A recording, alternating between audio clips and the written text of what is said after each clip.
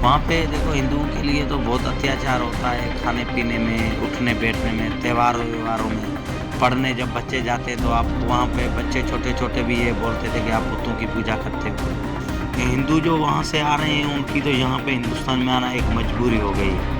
वो वहाँ पे अपनी ज़िंदगी काट रहे हैं, ऐसे मजबूरी होके मतलब बेबस होके ज़िंदगी काट रहे हैं। वहाँ पे ऐसे ऐसे लोग हैं जिनके पास कुछ है नहीं, वो यहाँ आ भी नहीं पाते, ऐसे भी लोग बैठे हैं वहाँ।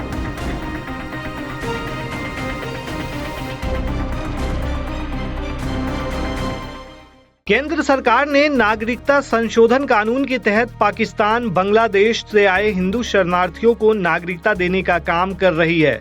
देश की राजधानी दिल्ली में 14 लोगों को केंद्र सरकार के द्वारा नागरिकता का सर्टिफिकेट भी दिया गया है। दिल्ली के मजनू का टीला और आदर्श नगर इलाके में पिछले कई सालों से पाकिस्तान से आए हिंदू शरणार्थी रहते हैं।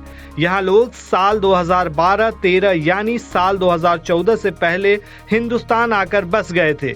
पाकिस्तान से यह लोग अपनी जमीन जायदाद छोड़कर अपनी जान बचाकर भागे और हिंदुस्तान आकर बस गए। आधान हिंदी संवाददाता निखिल कुमार ने आदर्श नगर इलाके में पहुंचकर जिन्हें नागरिकता मिली है उनसे बातचीत की है। आइए जानते हैं क्या कुछ कहना है यहाँ के लोगों का जिन्हें नागरिकता मिली है। केंद्र की मोदी सरकार ने जो वादा किया था लोगों से नागरिकता देने का, अब उसे पूरा करने का काम शुरू हो चुका है। 14 लोगों को देश की राजधानी दिल्ली में नागरिकता दी गई है। जो पाकिस्तान से यहाँ पर आए हुए थे, जो हिंदू शरणार्थी थे, उन्हें नागरिकता देने का काम केंद्र की सरकार ने किया है। इस वक्त मेरी मौजूदगी दिल्ली के आदर्श नगर इलाके में, जहाँ पर ये लोग पिछले कई सालों से यहाँ पर रह रहे हैं, जो पाकिस्तान से प्रताड़ित थे और यहाँ पर आकर बस गए थे। हमारे साथ मौजूद हैं बातचीत करने के लिए जिन्हें नागरिकता मिली है। क्या नाम हुआ आपका? मेरा नाम हरजी। अच्छा, कब आप यहाँ पाकिस्तान से आए थे, क्या मजबूरियाँ थी और यहाँ पर आने का क्या कारण? 22 मार्च 2014 में हम यहाँ पाकिस्तान से यहाँ पे आए थे और हमारी मजबूरियाँ ये तो हम अपना धर्म बचाने के लिए हमारे को हम सनातन धर्म हमारा खतरे में दिख रहा था। क्या दिक्कतें थी वहाँ पर, क्या कुछ होता था आपके साथ? जो वहाँ पे देखो हिंदुओं के लिए तो बहुत अत्याचार होता है, खाने पीने में, उठने बैठने में, त्योहारों व्यवहारों में। पढ़ने जब बच्चे जाते हैं तो आप वहाँ पे बच्चे छोटे छोटे भी ये बोलते थे कि आप बुतों की पूजा करते हो। तो यहाँ पर जब वहाँ से आए तो और क्या कुछ वहाँ पर आप लोगों के साथ होता था? क्योंकि कई सारी चीज़ें भी मीडिया में आती हैं, तमाम बातों का जिक्र किया जाता है। तो आप वहाँ पर आए तो कैसे यहाँ पर आए, कितनी मुश्किलें रहीं? देखो यहाँ पे आने में तो बड़ी मुश्किल तो हुई है, लेकिन बस हम यहाँ पे जो अपने देश में आ गए हिंदुस्तान के अंदर, तो हमारे को ये सब दिक्कतों का सामना करा, वो दिक्कतें नहीं थी। बस हमारे को जो सर्टिफिकेट मिल गया इससे ये सब दिक्कतें ख़त्म हो गई। लेकिन बाकी ये है कि हिंदू जो वहाँ से आ रहे हैं उनकी तो यहाँ पे हिंदुस्तान में आना एक मजबूरी हो गई है। वो वहाँ पे अपनी ज़िंदगी काट रहे हैं, ऐसे मजबूरी होके मतलब बेबस होके ज़िंदगी काट रहे हैं। वहाँ पे ऐसे ऐसे लोग हैं जिनके पास कुछ है नहीं, वो यहाँ आ भी नहीं पाते, ऐसे भी लोग बैठे हैं वहाँ पे। आपके पास क्या कुछ था, सब कुछ छोड़ आए आप वहाँ पे? हमारा देखो कुछ था तो नहीं, लेकिन हमारे पिताजी का ये थोड़ा काम था, केले वगैरह का काम था, होम्योपैथिक डॉक्टर थे। तो वहाँ पे वो आते थे, कहते थे आप चंदा दो हमारे को। ये जो मदरसों के लिए चंदा इकट्ठा करते हैं ना, वो हिंदुओं से भी इकट्ठा करते हैं। तो ज़बरदस्ती चंदा लेते थे? बिल्कुल लेते हैं। वहाँ तो हिंदुओं मुसलमानों का राज है, वो तो उनके लिए तो बस सबसे कोई भी हो उससे वो चंदा तो वो सबसे लेते हैं। अच्छा, जब आप पहली बार वहाँ से आए थे तो सबसे पहले हिंदुस्तान में किस जगह आए थे, कहाँ कहाँ आपने काम किया, कुछ बताएं। हम वहाँ आए थे गुजरात के अंदर, गुजरात राधनपुर मसाली, वहाँ पे हम थे। वहाँ के 20-30 किलोमीटर की दूरी पे काम करने जाते थे। कितने साल गुजरात रहे आप? हम 4 साल तक गुजरात रहे। तो वहाँ पर क्या काम करते थे? हम ये इसका बनाने का काम करते थे। अच्छा, ये ईंट पत्थर, ये ब्लॉक वगैरह ये बनाते थे गुजरात में। तो दिल्ली कब आना हुआ आपका और दिल्ली में कैसे आपकी यहाँ पर शुरुआत हुई, कितनी मुश्किल है? क्योंकि बिजली पानी की तमाम, जब आपके पास कोई प्रूफ नहीं था तो बहुत सारी परेशानियाँ हुई होंगी आपको। देखो हम यहाँ पे बिजली के अलावा हमने भी 5-6 साल काटे। हमारे बिजली अभी 4-5 महीने से आई है। अब तो हमारे मीटर लग गया है। हमारे को पानी की तो अभी भी दिक्कत है, अभी भी हमारे को पानी की इतनी दिक्कत है कि बात छोड़ दो। अब टैंकर आता है तभी हमारे पास पानी आ पाता है।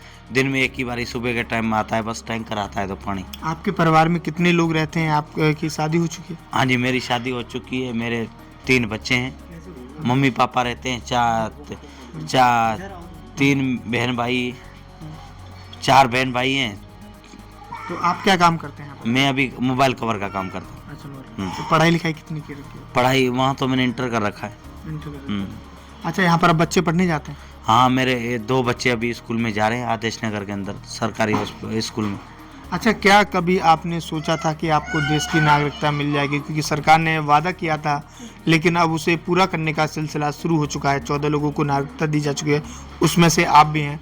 तो कितनी खुशी हो रही है? और जिस दिन आप सर्टिफिकेट लेने गए थे तो क्या ऐसा माहौल था? देखो, सर्टिफिकेट जब हम लेने गए थे तो हमारे को हर तरफ से बधाइयाँ मिलती थी। वहाँ यहाँ पे नाच गाना एकदम बहुत तरीके से हो रहा था, और जितने भी हमारे बस्ती वाले हैं उनकी भी एक उम्मीद जग गई कि अब ये नागरिकता हो गए हैं तो 1-2-4 महीने में हम भी नागरिकता हो जाएंगे।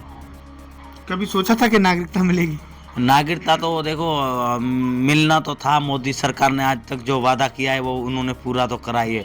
जो मोदी सरकार जो वादा करती है वो तो वादा कर देती है, लेकिन उनके पीछे उनका एक मकसद भी बन जाता है, और मोदी उस मकसद पे बिल्कुल खरे उतरते हैं। अच्छा, वो जिंदगी का वो कौन सा लम्हा था जो सबसे बड़ा मुश्किल भरा आपने जो देखा हो, वहाँ से आए हो, पाकिस्तान में हुआ हो या फिर हिंदुस्तान में भी कुछ हुआ हो, वो कौन सा लम्हा था जरा उसमें? देखो, हमारे को वहाँ से जब यहाँ पे आए थे तो हमारे को बहुत दिक्कत हुई ये कि हमारे को यहाँ भी काम जल्दी से मिला नहीं, और जब हमारे दादी दादा जब हम वहाँ से आए थे तो जब वो एक्सपायर हो गए तो फिर हमारे को एक तरीके से वो हो गया था कि अब हमारा आधा परिवार तो वहाँ था। फिर जब कोई एक्सपायर हो जाता है तो फिर हमारे जो पीछे लोग हैं उनकी याद आती है ना। तो उस तरीके से हमारे जो परिवार के लोग थे, हमारे को ऐसे लगा कि हमारे दादी दादा एक्सपायर हो गए, हमारा पूरे परिवार यहाँ पे हिंदुस्तान के अंदर होता तो मतलब हमारे को ठीक लगता। अच्छा, वहाँ पे आना जाना रहता है आप लोगों का, रिश्तेदारी? जब आप यहाँ पर आए हो साल 2013 या 12 में, उसके बाद कभी आप पाकिस्तान गए? नहीं, हम जब वहाँ से 22 मार्च 2014 से आए, हम पाकिस्तान अभी तक वापसी लौट के नहीं गए। तो जाना चाहेंगे या नहीं, हम अब हिंदुस्तान में रहना चाहते हैं। हम वहाँ जाके क्या करेंगे? हमारे को वहाँ जाके यही है कि जो मुश्किलें थी और उन हिंदुओं के साथ वही मुश्किलात है। हम हिंदुस्तानी बन गए, अब हम पाकिस्तान हमारा जाने नहीं। आपके साथ साथ किन किन लोगों को नागरिकता आपके परिवार? अभी मेरी वाइफ, मेरे भाई की वाइफ, भाई को और मेरी बहन को 5 लोगों को मिली। 5 लोगों।